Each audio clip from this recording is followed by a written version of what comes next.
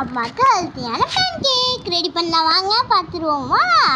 First வாழை வடைச்சி போட்டாச்சு, அப்புறமா ஓல்ஸு போட்டாச்சு,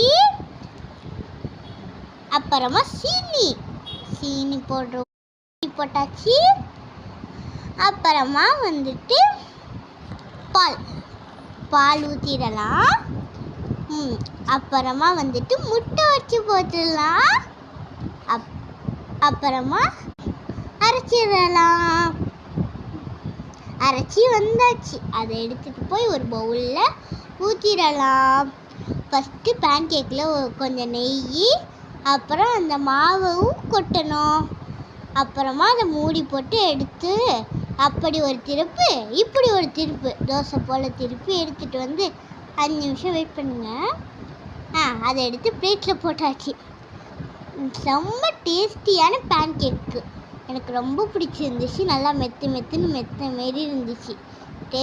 எனக்கு லைக் பண்ணுங்கள், சப்ஸ்கிரைப் பண்ணுங்கள். பாய்.